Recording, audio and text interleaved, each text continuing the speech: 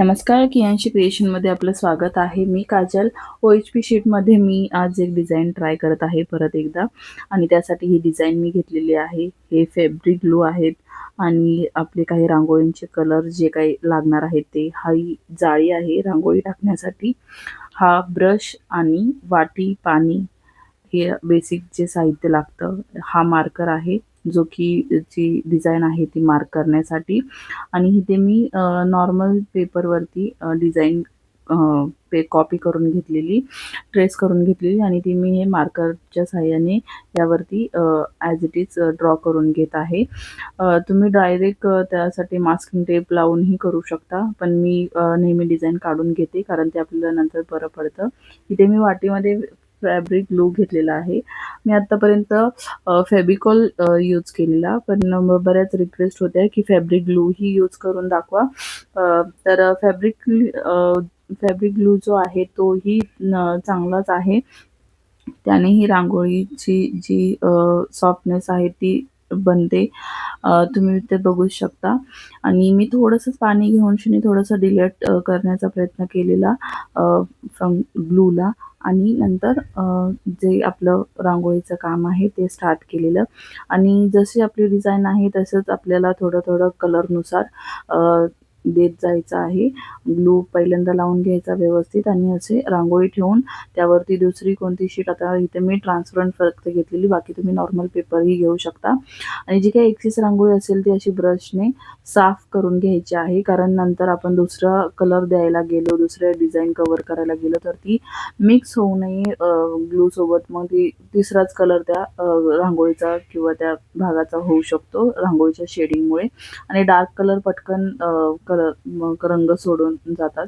त्यामुळे प्रत्येक वेळी ब्रशने साफ करून घ्यायचं आहे आणि ते तुम्ही बघू शकता 1 to 1 मी जशी डिझाईन माझी आहे तसं मी कव्हर करण्याचा प्रयत्न करत आहे. एकदम ग्लू लावून ठेवायचा नाही, तो पटकन सुकून जातो. म्हणून जसं आपल्याला लवकरात लवकर रांगोळी स्प्रेड करता येईल असं छोटा पोर्शन, छोटा भाग आपण कव्हर करायचा आहे आणि प्रत्येक वेळी अशी एक्सेस रांगोळी काढून घ्यायची आहे व्यवस्थित. कारण ती नंतर पडणारच आहे. जेवढा ग्लू आपण त्याला यूज करणार आहे बेसला तेवढीच रांगोळी चिकटून राहते. बाकीचा एक्सेस ग्लू जो आहे रांगोळी जी आहे ती निघूनच जाते आणि इथे तुम्ही बघू शकता. आता बऱ्याच अशा मला कमेंट होत्या की रांगोळी म्हणजे क्रॅक वगैरे जातात, तर मी फॅब्रिकली ग्लूचा यासाठी उपयोग केलेला की ह्यामध्येही ट्राय करून बघावं. पण ही रांगोळी सॉफ्ट बनते, अजिबात कडक बनत नाही. फक्त स्टेप ज्या आहेत त्या व्यवस्थित फॉलो करा, अजिबात रांगोळी बिघडत नाही.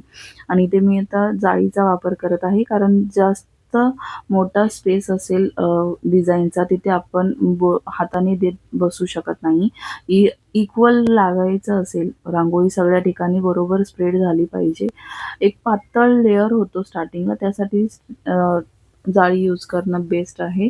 कारण सगळीकडे समान आपली रांगोळी पसरली जाते आणि फक्त हे असं हलक्या हाताने प्रेस करायचं आहे. अगदीच खूप असं जोर लावून प्रेस नाही करायचं.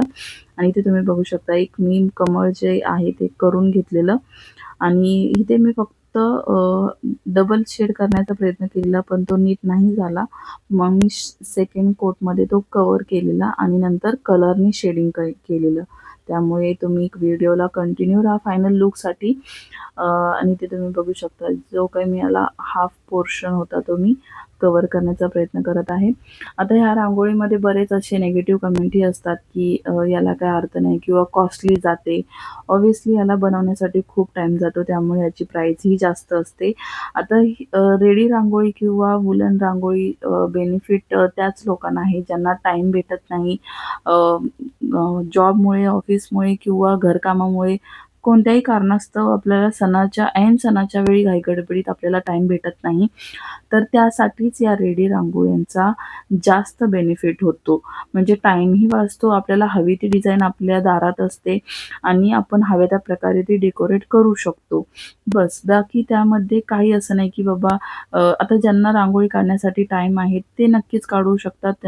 त्यांच्यासाठी काहीच गरजेचं नाही बनवत बसण्यासाठी.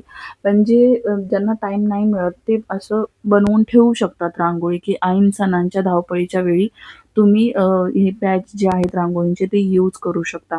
आणि ते तुम्ही बघू शकता सेकंड कोट जो आहे तो एकदम पातळ लागला जातो आणि नंतर जेव्हा आपण फर्स्ट कोट जो आहे तो पातळ लागतो. एकदम पातळ असा थर लागतो आणि पूर्णपणे तो 1 तास मी सुकून दिलेला. लगेच सेकंड कोट करायला घेतला नव्हता.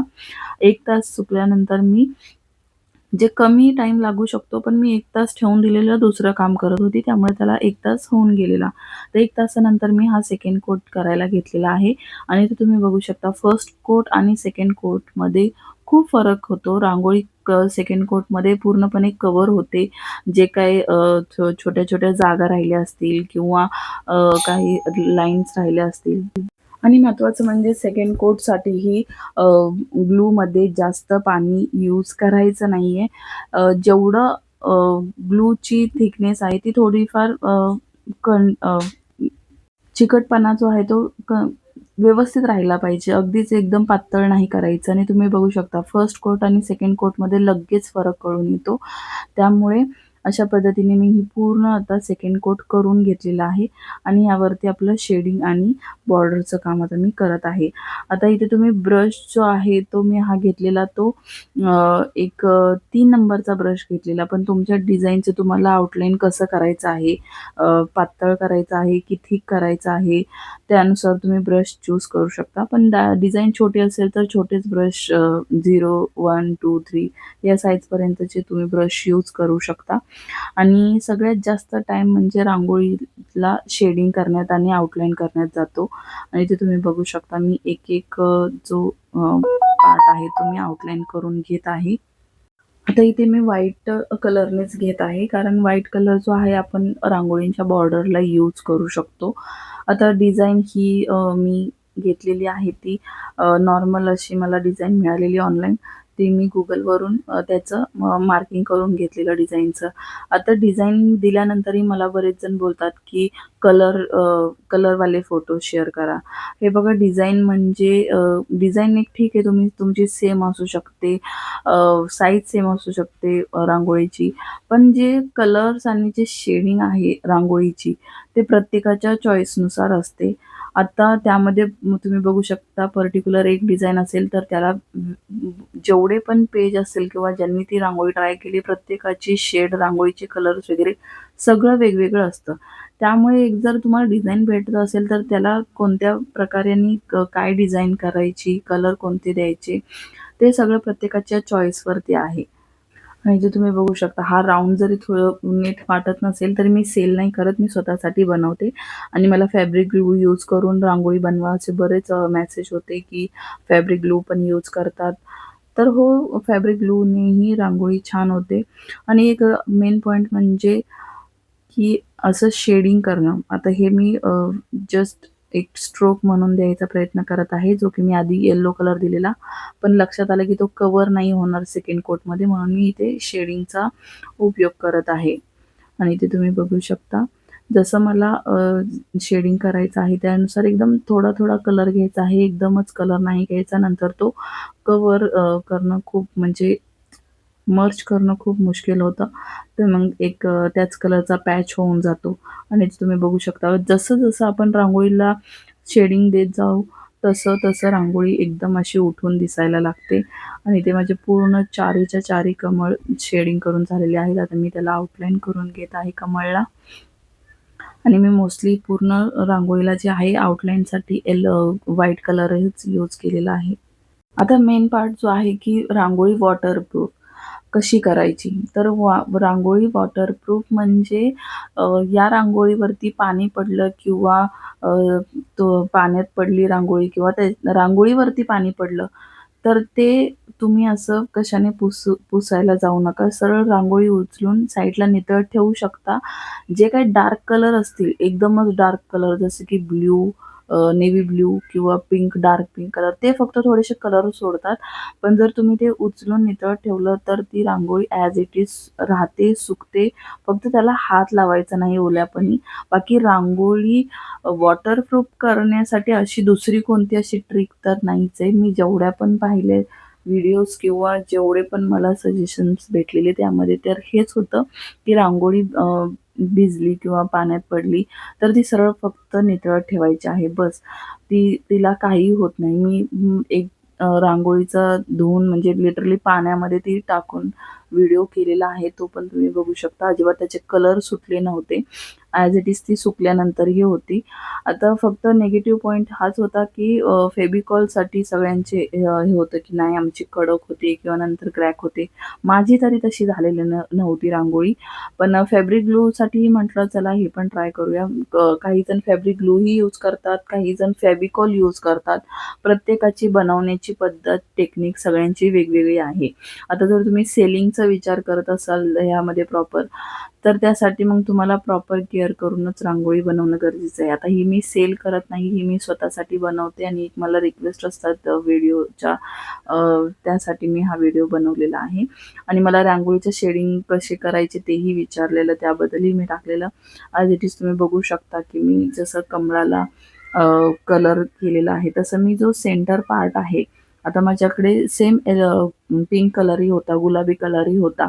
तर ते थोडंसं व्हाईटिशमध्ये दिसत होता तो शेड. पण नंतर म्हटलं माझ्याकडे आहेच तर मी तिथे पिंक कलर यूज करत आहे. आता काही जण बोलतात की रांगोळी अशी हाताने काढलेली चांगली, अशी रांगोळी काढण्यात काही अर्थ नाही. जसं की मी पहिल्यांदाही सांगितलं की ज्यांना टाईम नाहीये ते हे करू शकतात आणि एक आर्ट फॉर्म म्हणून त्याला कन्सिडर करा. त्याबद्दल लगेच निगेटिव्ह बोलणं किंवा जे करत आहेत त्यांना बोलणं की हे तुम्ही काय शॉर्टकट आहे किंवा काही ते रांगोळीचं काय बोलतात ते पारंपरिकपणा काही तुम्ही ठेवत नाही वगैरे. तर असं काही नाही. प्रत्येकाच्या चॉईसनुसार प्रत्येकजण आपलं घर सजवू शकतो. हा एक डेकोरेशनचा पार्ट आहे. बाकी जे हातानं काढतात ते तर चांगलंच आहे, ते काढू शकतात. आणि ते तुम्ही बघू शकता. जिथे-जिथे मला आवश्यक होतं, मला असं वाटलं की जिथे शेडिंग करणं गरजेचं आहे, तिथे मी आता थोडंसं पिंक कलर करून झाल्यानंतर व्हाईटिश केलेलं. तर तुम्ही बघू शकता आधीची रांगोळीचा लूक कसा होता आणि नंतर हा आउटलाईन केल्यानंतरचा लूक कसा आहे. आउटलाईन करण्यासाठी थोडासा टाईम लागतो, कारण जिथे-जिथे खडबुडीत जागा असतात रांगोळीच्या, तिथे नीट व्यवस्थित कलर शेपमध्ये लागत नाही. त्यामुळे डबल-डबल लाईन्स द्याव्या लागतात ब्रशच्या. आणि ते तुम्ही बघू शकता माझं पूर्ण कंप्लीट झालेलं आहे. यामध्ये अजून तुम्ही टिकल्या ज्या असतात ग्लासचे म्हणजे मिररचे तुकडे वगैरे त्यांनीही डेकोरेट करू शकता किंवा जे ग्लॉसी कलर्स असतात त्यांनीही तुम्ही डेकोरेट करू शकता. डेकोरेशन भाग हा प्रत्येकाच्या चॉईसचा असतो. ज्याला हवं त्या पद्धतीने तो डेकोरेट करू शकतो. आणि आवडले असल्यास नक्की लाईक करा. आपल्या चॅनलला सबस्क्राईब करा नवीन-नवीन व्हिडिओसाठी. आणि OHP शीटमध्ये अजूनही मी डिझाईन्स बनवण्याचा आणि दाखवण्याचा प्रयत्न करेन. आणि अजून काही क्वेश्चन्स असतील तरी मला मेसेज करू शकता, कमेंट करू शकता. आणि हा फायनल लूक तुम्ही बघू शकता. इथे मी आउटलाईन करत आहे. आउटलाइनरने जो आपला 3D आउटलाइनर आहे त्याने मी डॉट दिलेत, एक जस्ट असं सजावट म्हणून. बाकी तुमची चॉईस आहे. तुमच्याकडे असेल तर देऊ शकता, नाहीतर मिरर चिटकवू शकता. आणि फायनल लूक आवडला तर नक्की लाईक करा, कमेंट करा आणि स्वतः बनवण्यासाठी ट्राय करा. व्हिडिओ बघितल्याबद्दल धन्यवाद.